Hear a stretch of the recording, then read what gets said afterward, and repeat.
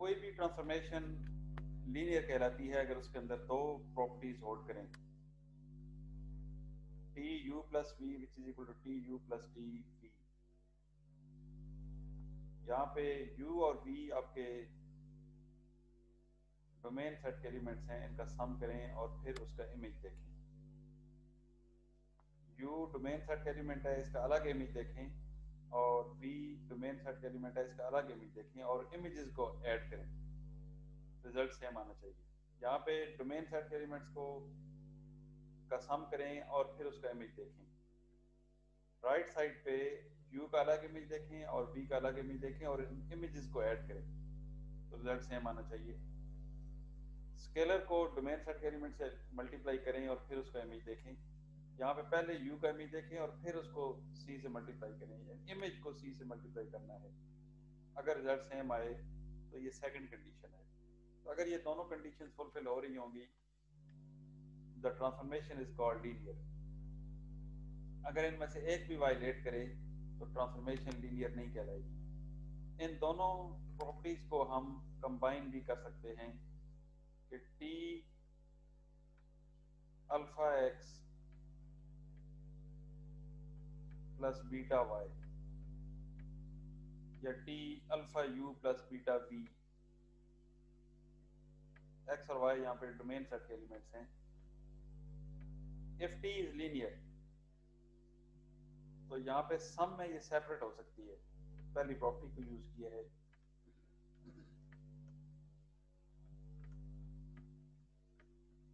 Plus T beta Y,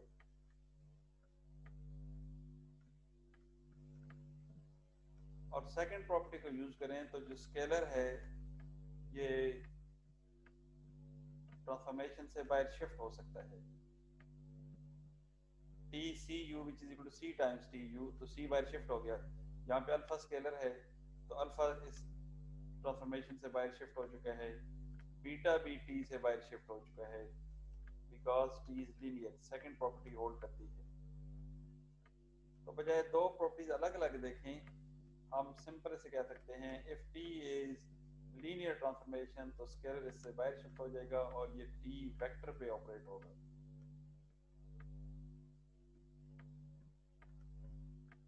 which is equal to alpha times tu tx plus beta times ty because t is linear। ये एक ही property मैंने यहाँ पे लगा दी है, t alpha x plus beta y which is equal to alpha times tx plus beta times ty।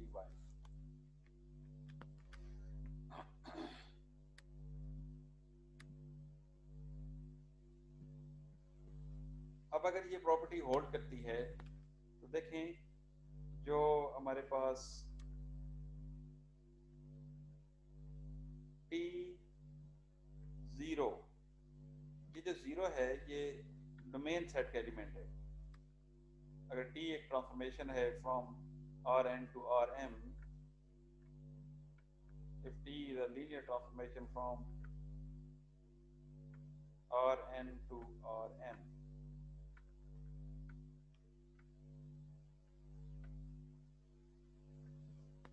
तो ये जो जीरो है ये डोमेन सेट का एलिमेंट है, ये Rn का एलिमेंट है।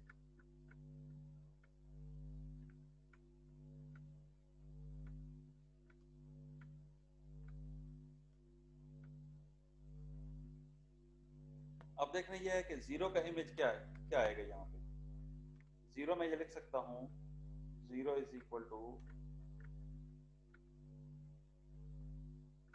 Zero zero zero and so on zero. ये एक वेक्टर है लेकिन ये एक स्केलर है, ये जो जीरो आपको नजर आ रही है ये स्केलर है, तो मैंने इसका इमेज देखना है। अब देखें इसको मैं लिख सकता हूँ zero vector which is equal to zero multiply करें और इसको अंदर भी मल्टीप्लाई कर दें, या जीरो इसमें से कॉमन ले लें, पीछे क्या बचेगा जीरो जीरो जीरो और ये जीरो, और इस जीरो को मैं लिख सकता हूँ small zero into vector zero. तो जीरो ये आपके पास स्केलर है और ये आपके पास वेक्टर है जिसके तमाम एलिमेंट्स जीरो हैं, इसके कंपोनेंट जीरो हैं। तो इसका मैंने इमेज देखना है, तो विच इज इक्वल टू, इसको लिख सकता हूँ small zero into capital zero. ये जो कैपिटल जीरो है ये वेक्टर है, ये जीरो है ये स्केलर है। अब t इज लीनियर, अगर t लीनियर है तो स्केलर बाय शिफ्ट हो जाता है, c बाय शिफ्ट हो जाएगा, c स्केलर है तो c बाय शिफ्ट हो जाएगा, यहाँ पे जीरो स्केलर है तो जीरो बाय शिफ्ट हो जाएगा, और t वेक्टर पे ऑपरेट होगा, जीरो पे ऑपरेट होगा। और जब ये जीरो जीरो पे ऑपरेट होगा तो हर एलिमेंट को ये जीरो कर देगा, ये आपके पास जीरो आ जाएगा, जीरो वेक्टर।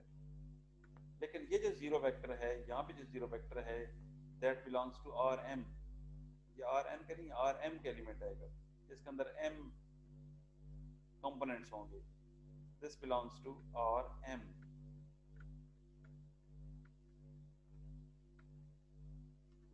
तो यहाँ से एक रिजल्ट हमने प्रूव कर लिया है कि जो जीरो का इमेज है वो जीरो पे ही मैप होता है, जो जीरो है ये जीरो पे ही मैप होता है, ये कहीं और मैप नहीं होता। अगर टी लीनियर हो, कंडीशन क्या है कि टी लीनियर है तो जीरो हमेशा जीरो पे मैप होगा। ये एक इम्पोर्टेंट रिजल्ट है, इसको हम कहीं भी यूज कर सकते हैं। If T is linear, if t is linear then t of 0 which is equal to 0 if t is linear।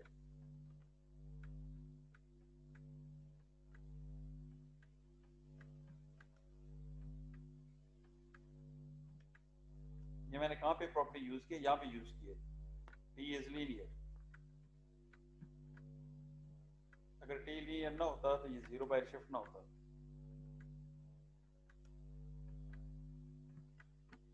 इसलिए if t is linear then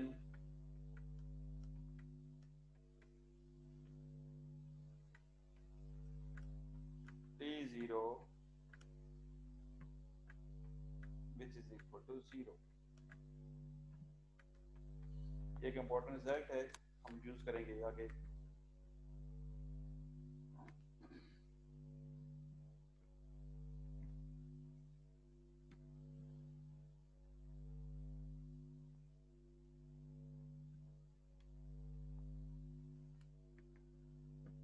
यहाँ पे देखें E1 आपके पास 1 0, E2 0 1, एक एग्जांपल E1 1 0, E2 0 1, ये स्टैंडर्ड बेसिस हैं, standard matrix हैं, vectors हैं।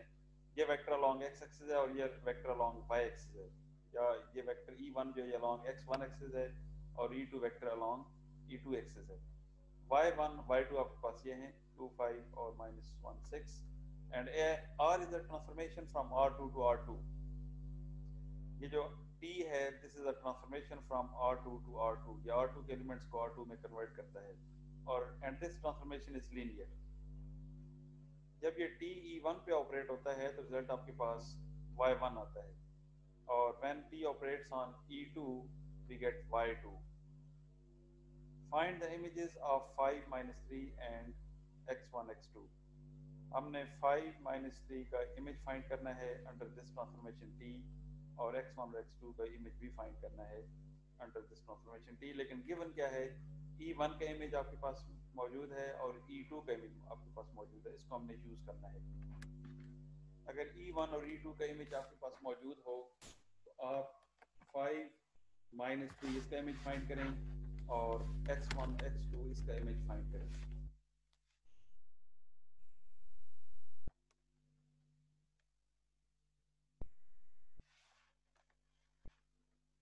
आपके पास T1 y1 T2 y2 it is given to you. E1 और E2 डोमेन सेट के एलिमेंट्स हैं R2 के, और E1 1 0 E2 0 1। Find the image of 5 3 and T 5 3 find करना है और T x1 x2 फाइंड करना है। अब क्योंकि E1 और E2 के इमेजेस हमारे पास मौजूद हैं तो हम 5 माइनस 3 में से E1 और E2 फाइंड करेंगे। कैसे देखें, 5 प्लस 0 लिख सकते हैं और 0 माइनस 3 लिख सकते हैं। आइडेंटिटी एलिमेंट है, एडिटिव आइडेंटिटी है, तो 5 को जब आप 0 में ऐड करेंगे तो रिजल्ट 5 ही आएगा। इसको सेपरेट कर लिया, 5 0 अलग और 0 माइनस 3 अलग। यहाँ से 5 कॉमन ले लें, यहाँ पे बन जाएगा 1 0 और यहाँ से माइनस 3 कॉमन ले लें, 0 1। ये आपके पास E1 है और ये आपके पास E2 है। तो 5 माइनस 3 को हमने E1 और E2 के लीनियर कॉम्बिनेशन में एक्सप्रेस कर दिया है। 5 माइनस 3 जो वेक्टर हमारे पास गिवन था, इसको हमने E1 और E2 के लीनियर कॉम्बिनेशन में एक्सप्रेस कर दिया है। अब इस पर T ऑपरेट करते हैं। T जब आप ऑपरेट करेंगे और T लीनियर है, 5 और माइनस 3 कॉन्स्टेंट्स हैं, ये T में से बाहर शिफ्ट हो जाएंगे और T वेक्टर पे ऑपरेट होगा। तो 5TE1 minus 3TE2 because T is linear. T1 आपके पास Y1 है और T2 आपके पास Y2 है। तो वैल्यूज यहाँ पे पुट कर दें, 5 2 माइनस 1 6 को मल्टीप्लाई करें, दो वेक्टर्स को ऐड करें, तो 5 माइनस 3 का image under this transformation T is 13 7। इसी तरह x एक आपके पास वेक्टर है, इसका इमेज फाइंड करना है। तो सेम प्रोसीजर, वहाँ पे कांस्टेंट्स थे, यहाँ पे कांस्टेंट्स नहीं है, x1 और x2 है। कोई भी कांस्टेंट यहाँ पे हो सकते हैं, x1 और x2। तो again x1 plus 0 x2, x1 मौजूद है, x2 नहीं है तो 0 इसका कोफिशिएंट है। सेकंड में x1 मौजूद नहीं है तो 0 x1 प्लस x2, दोनों वेक्टर्स को सेपरेट कर लिया, x1 को कॉमन ले लिया है। ये आपके पास E1 और E2। तो कोई भी आपके पास x हो उसको आप E1 और E2 के लीनियर कॉम्बिनेशन में लिख सकते हैं। ये आर्बिट्रेरी x है, तो फिक्स x नहीं है, आर्बिट्रेरी x R2 का एलिमेंट है। तो R2 का कोई भी एलिमेंट हो उसको आप E1 और E2 के लीनियर कॉम्बिनेशन में एक्सप्रेस कर सकते हैं। अब इस पे T ऑपरेट करेंगे क्योंकि मैंने इसका इमेज फाइंड करना है। T ऑपरेट करें और T is linear. T operate किया, T लीनियर है तो ये स्केलर x1 और x2 स्केलर्स हैं, x1 और x2 यहाँ पे स्केलर्स हैं। ये ट्रांसफॉर्मेशन से बाहर शिफ्ट हो जाएंगे, x1 आउटसाइड T E1 पे ऑपरेट होगा और x2 आउटसाइड T E2 पे ऑपरेट होगा। क्यों, किस कौन सी प्रॉपर्टी यूज की है, क्योंकि T लीनियर है, लीनियर की प्रॉपर्टी यूज की है यहाँ पे। T1 Y1 T2 Y2 यहाँ पे वैल्यूज पुट कर दी। अब ये सिंपल इसको मैट्रिक्स फॉर्म में लिख सकते हैं, Y1 Y2 X1 X2, first row into first column करेंगे तो आपके पास ये रिजल्ट आ जाएगा। Y1 की वैल्यू आपके पास 2 5 और Y2 की वैल्यू -1 6, X1 X2 को मल्टीप्लाई करें, 2x1 माइनस x2 और 5x1 plus x2। First row into first column, second row into first column, इसको आपने इस फॉर्म में लिख देना है। तो ये आपके पास ट्रांसफॉर्मेशन आ चुकी है। T जब x के अंदर दो कंपोनेंट्स हैं x1 x2, जब ये T x1 x2 पे ऑपरेट होगा तो रिजल्ट 2x1 माइनस x2 आएगा, 5x1 प्लस 6x2 आएगा। तो x का इमेज भी हमने फाइंड कर लिया है under this transformation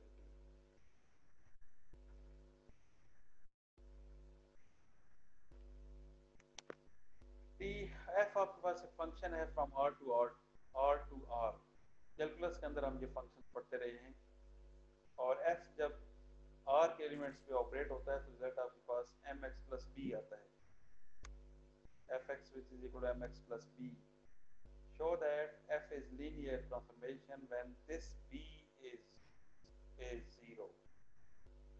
f linear कहलाता है, लीनियर ट्रांसफॉर्मेशन होगी अगर b 0 हो जाए। अगर b नॉन जीरो होगा तो ये लीनियर ट्रांसफॉर्मेशन नहीं होगी। Find a property of a linear transformation that is violated when b is not equal to 0।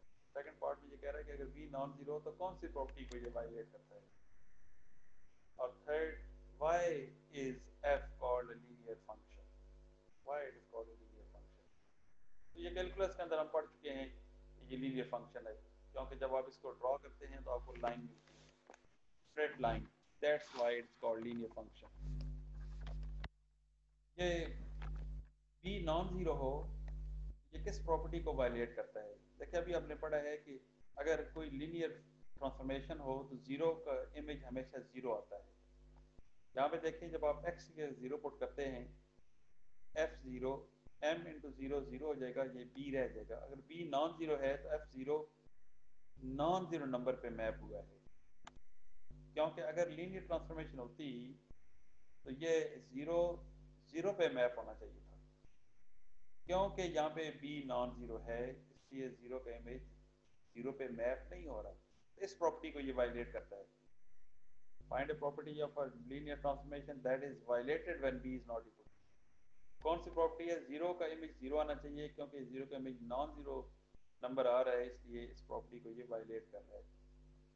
और show that f is linear transformation when b is equal to zero. अब ये simple property देख लें, b अगर zero है तो function आपके पास fx which is equal to mx आ जाएगा। तो property f alpha x plus beta y या C x plus D Y कोई भी लिख सकते हैं। मैंने alpha x plus beta Y पिछले स्लाइड में लिखा था।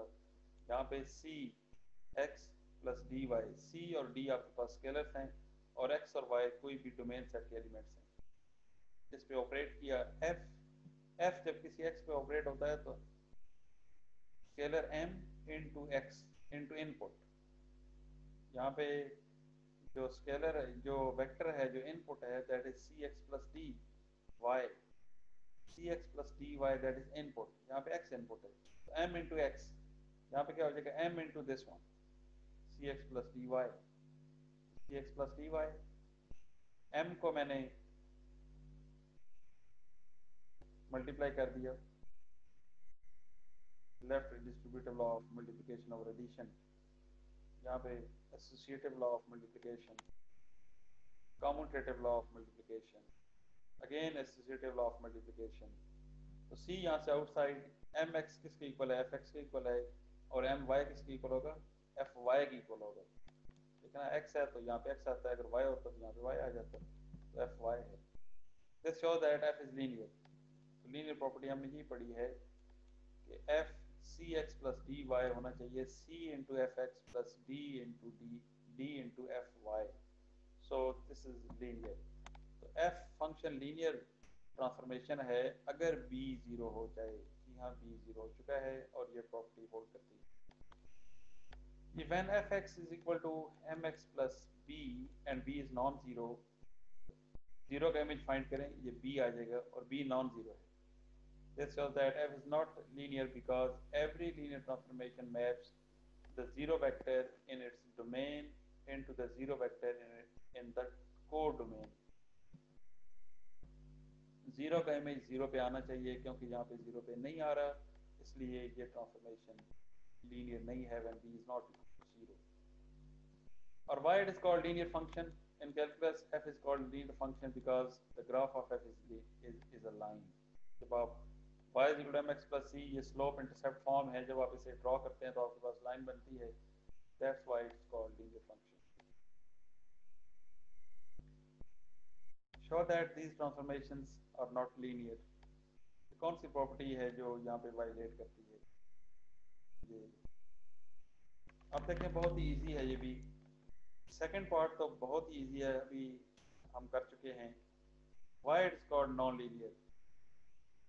Why it is called non-linear transformation, not a linear transformation? Zero का इमेज जीरो पे मैप होना चाहिए।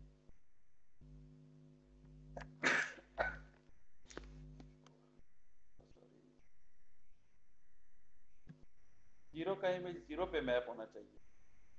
ये जो ट्रांसफॉर्मेशन है टी, जब मैं जीरो जीरो वेक्टर का मतलब है उसका फर्स्ट कंपोनेंट भी जीरो के इक्वल है और सेकंड कंपोनेंट भी जीरो के इक्वल है। जब आप जीरो पुट करते हैं तो ये आपके पास बनेगा जीरो माइनस जीरो, ये बनेगा जीरो प्लस फोर और ये बनेगा जीरो। तो यहाँ पे आपके पास एलिमेंट आ जाएगा जीरो, फोर और जीरो।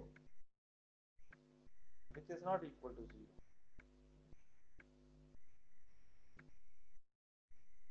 जीरो का इमेज जीरो पे मैप होना चाहिए, लेकिन जीरो पे मैप नहीं हो रहा। काश यहाँ पे 4 की जगह जीरो होता, लेकिन नहीं है, इसलिए this transformation is not linear. क्योंकि जीरो का इमेज जीरो पे मैप होना चाहिए, इसलिए this transformation is not linear, is not equal to 0। ये 4 आ जाता है, 0 4 0 नॉन जीरो वेक्टर आ जाता है, इसलिए ये प्रॉपर्टी इसमें वायलेट हो रही है। फर्स्ट के अंदर कौन सी प्रॉपर्टी वायलेट होगी? यहाँ पे एब्सोल्यूट वैल्यू है, एब्सोल्यूट वैल्यू। यहाँ पे देखें, अगर आप यहाँ पे अगर आप c को, जो स्केलर होता है, इसको आप -2 ले लें, सपोज दैट,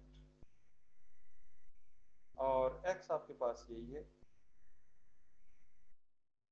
x आपके पास x1 x2 vector,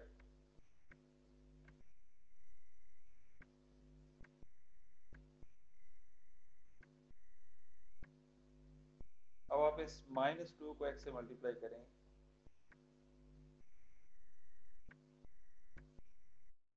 it is equal to, ये बनेगा -2 x1 -2 x2।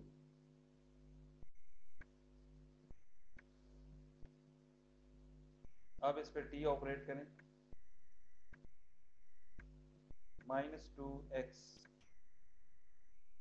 अगर ये लीनियर है तो -2 बाहर शिफ्ट होना चाहिए। देखते हैं -2 बाहर शिफ्ट होता है, पहले तो t ऑपरेट करते हैं, -2x1 -2x2।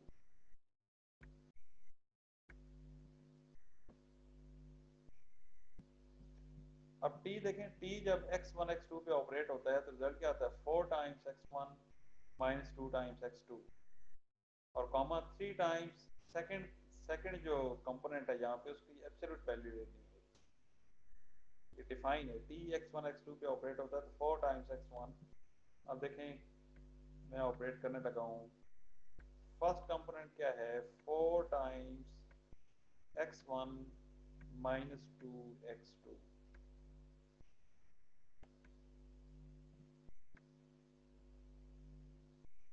-2 times x2, x2 यहाँ पे है -2 x। ये फर्स्ट कंपोनेंट कंप्लीट हो चुका है। 4 times first component -2 times second component. देख लें, 4 टाइम्स फर्स्ट कंपोनेंट ये है -2x1, और -2 टाइम्स सेकंड कंपोनेंट हमारे पास है -2 टाइम्स x2। उसके बाद आ जाता है कॉमा, ये कॉमा डाल दिया, ये कॉमा है। उसके बाद ये 3, जो सेकंड कंपोनेंट है उसकी एब्सोल्यूट वैल्यू लेनी है। तो सेकंड कंपोनेंट हमारे पास क्या है? -2x2, इसकी एब्सोल्यूट वैल्यू खत्म हो चुका है ये। अब इसे सिंप्लीफाई करें, ये बन जाएगा -8x2 +4 -4 -2x1 है, ये x1 है, -2x -8x1 +4x2, कॉमा, ये एब्सोल्यूट वैल्यू, इस ये जो -2 है, ये जो माइनस है इसको ख़त्म करेगी, बाहर शिफ्ट होगा तो ये 6 बन जाएगा, लेकिन नेगेटिव ख़त्म हो जाता है, हम जानते हैं। x2, इसकी एब्सोल्यूट वैल्यू क्या है? आप देखें, इसमें से अगर आप -2 कॉमन लें,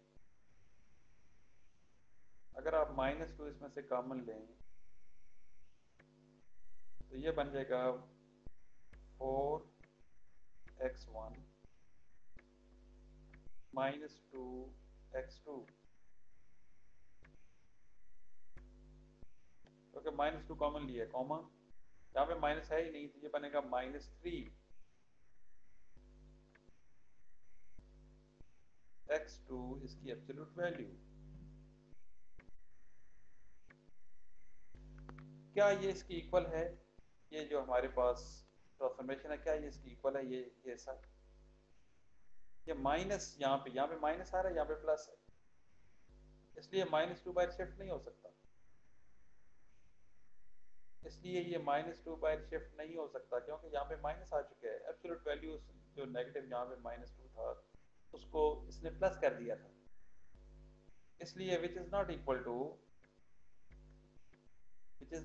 -2 times t x1 x2। तो ये वो प्रॉपर्टी है जो जिसको ये वायलेट करती है, ये ट्रांसफॉर्मेशन। इसलिए this transformation is not linear, ये ट्रांसफॉर्मेशन भी लीनियर नहीं है। तो इस तरह और भी प्रॉब्लम्स आपके पास आ सकते हैं, आप प्रूव कर सकते हैं ये ट्रांसफॉर्मेशन लीनियर है या नहीं। ये मैट्रिक्स ट्रांसफॉर्मेशन, हर जो ट्रांसफॉर्मेशन होती है, हर लीनियर ट्रांसफॉर्मेशन असल में मैट्रिक्स ट्रांसफॉर्मेशन होती है, लेकिन हर ट्रांसफॉर्मेशन लीनियर नहीं होती। अब ये जो ऊपर एग्जांपल्स हैं, ये भी ट्रांसफॉर्मेशन तो हैं ये, लेकिन लीनियर नहीं है, क्योंकि प्रॉपर्टी लीनियर की प्रॉपर्टीज को ये वायलेट करती हैं। ये दोनों ट्रांसफॉर्मेशन हैं बट नॉट लीनियर। लेकिन हर जो लीनियर ट्रांसफॉर्मेशन होती है वो असल में मैट्रिक्स ट्रांसफॉर्मेशन होती है। Matrix of a linear transformation, T एक map from Rn to Rn be a linear transformation, then there exists a unique matrix A such that Tx is equal to Ax। अगर transformation linear हो तो फिर आपको एक unique matrix A मिलता है, Tx is equal to Ax। देख लें T और A में कोई फर्क नहीं, T is A। तो हर लीनियर ट्रांसफॉर्मेशन असल में मैट्रिक्स ट्रांसफॉर्मेशन होती है, सिंपल मैं ये कह सकता हूँ।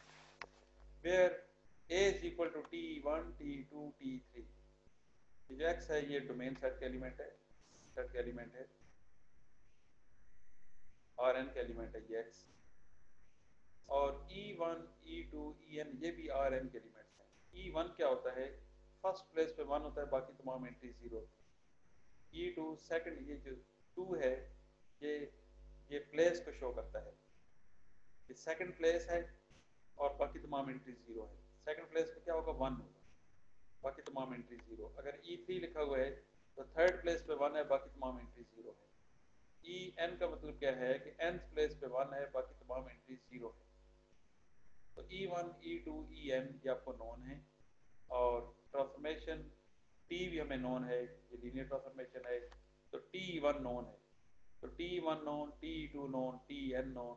इस तरह आप स्टैंडर्ड मैट्रिक्स लिख सकते हैं। This matrix is called standard matrix of this linear transformation T।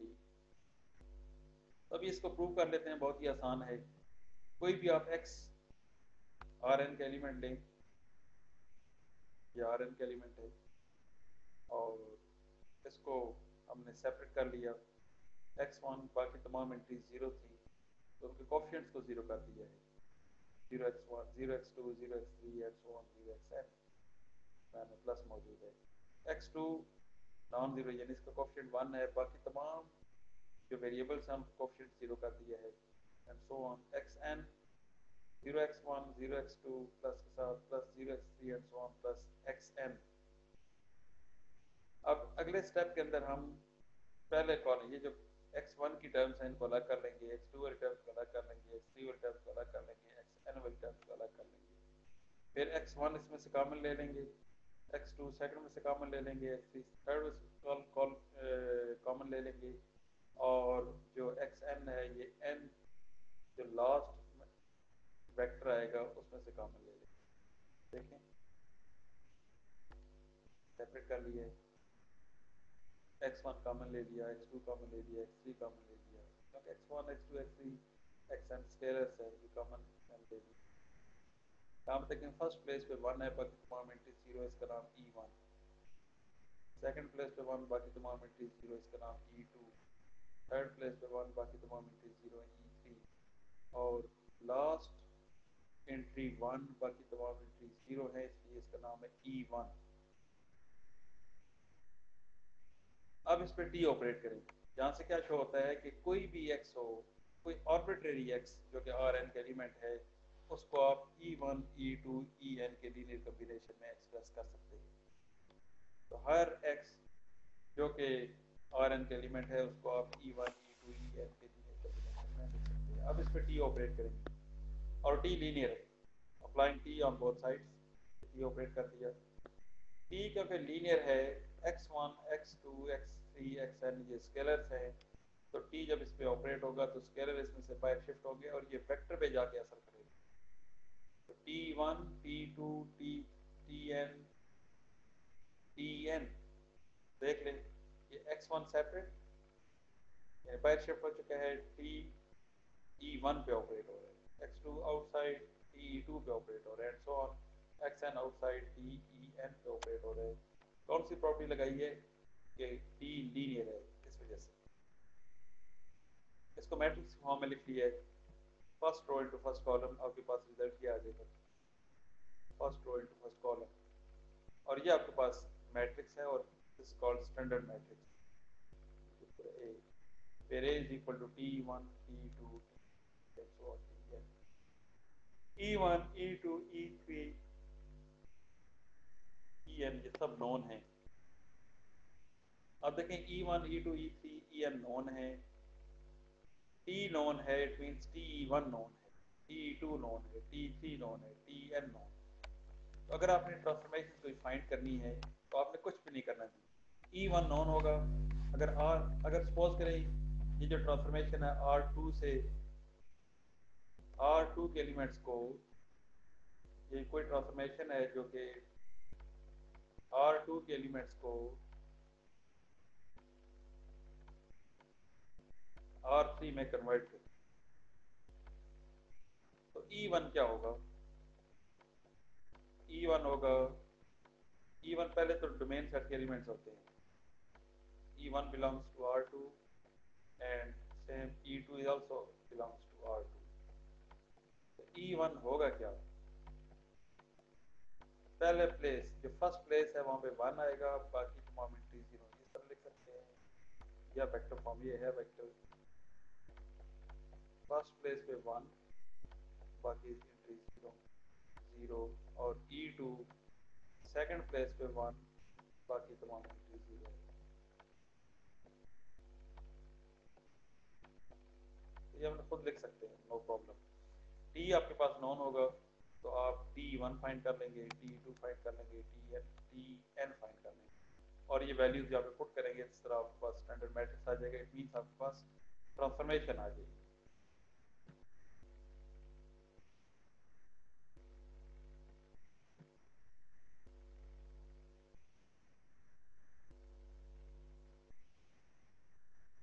आप देखेंगे रोटेशन मैट्रिक्स कैसे फाइंड करते हैं, उसके लिए कुछ मैंने रिलेशन यहाँ पे फाइंड किए हैं, ये कैलकुलस के अंदर हम स्टडी कर चुके हैं।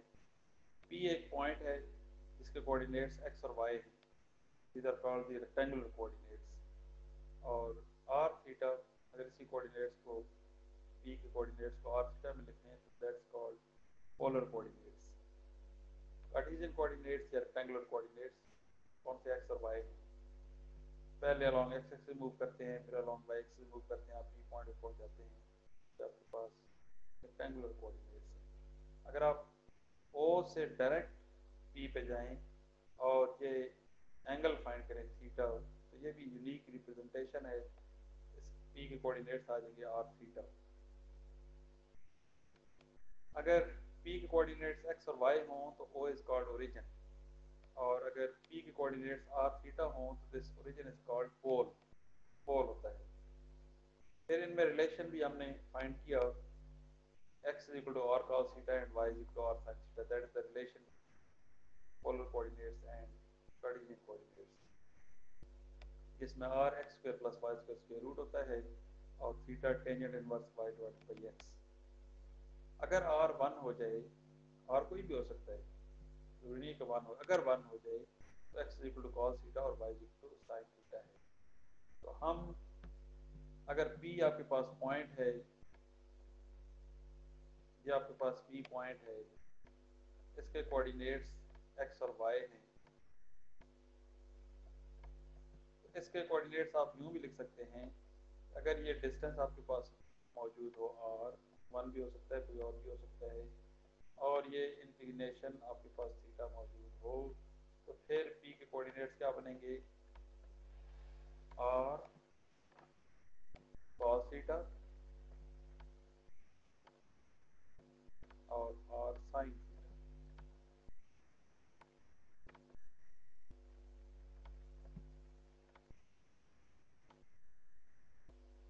X is equal to R cos theta and X is equal to and Y is equal to R sine theta. ये दोनों चीज़ें हमें आनी चाहिए। अगर थीटा मौजूद होगा, आर मौजूद होगा, तो आप पी के कोऑर्डिनेट्स लिख सकते हैं। अगर एक्स एक्सिस का लॉन्ग डिस्टेंस मौजूद होगा और वाई एक्सिस का लॉन्ग डिस्टेंस मौजूद होगा, तो भी हम पी के कोऑर्डिनेट्स लिख सकते हैं। अगला जो हमने टॉपिक करना है वो रोटेशन है। अगर हम पॉइंट्स को रोटेट करेंगे तो उसकी जो नई पोजीशन आएगी वो क्या बनेगी।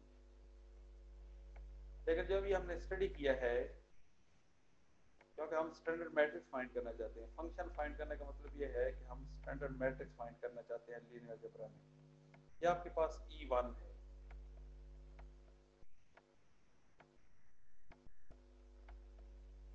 1 0, और ये आपके पास है E2